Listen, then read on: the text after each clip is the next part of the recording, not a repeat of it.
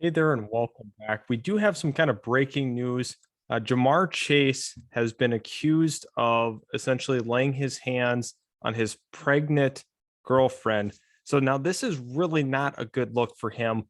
We've had the whole Deshaun Watson thing happen over the course of the last couple of months, and now we have Jamar Chase being accused of assault essentially by his girlfriend. This is not a good look for the Bengals wide receiver drafted fifth overall this past draft, the nation's best receiver in 2019, all world talent, special player. The Cincinnati Bengals took a chance by selecting him instead of Penei Sewell. I think Jamar Chase is a really talented receiver, and I hope that this is not true. However, there's going to be some investigations, conducted about Jamar Chase. Now, does that mean that he will be suspended? What could the timeline be? Now, with this kind of thing, we have no idea the severity of it. We don't know if it's true, period. But if there is some validity to what happened here, I'm not exactly sure what that kind of timeline looks like. It very well could be a couple of weeks. We could see like a 4-game suspension. We could see a year-long suspension. I don't really know. Now, with the NFL, it's very hard to, there's really no center ground there. It's a gray area with a lot of these things in these cases, and it makes it really tough to have any idea what could happen to Jamar Chase.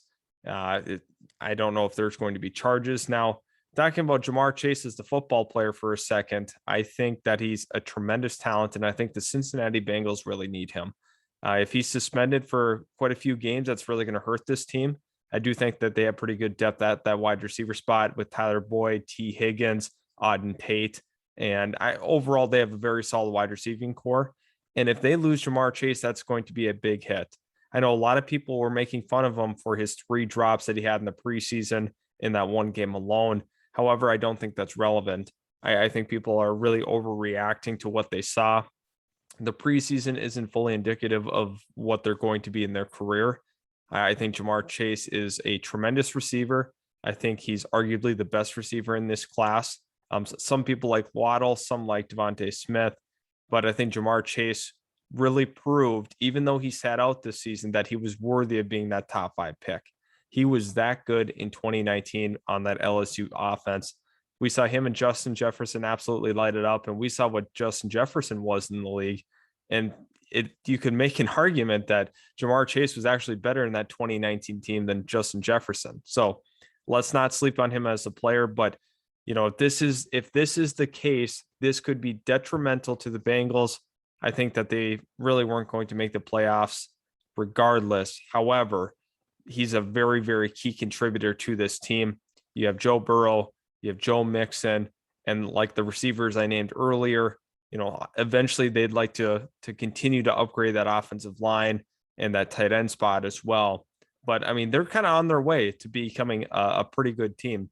Now, the big question is, it all hinges on Joe Burrow's health. It depends on what happens with Jamar Chase. And I don't really know what to expect.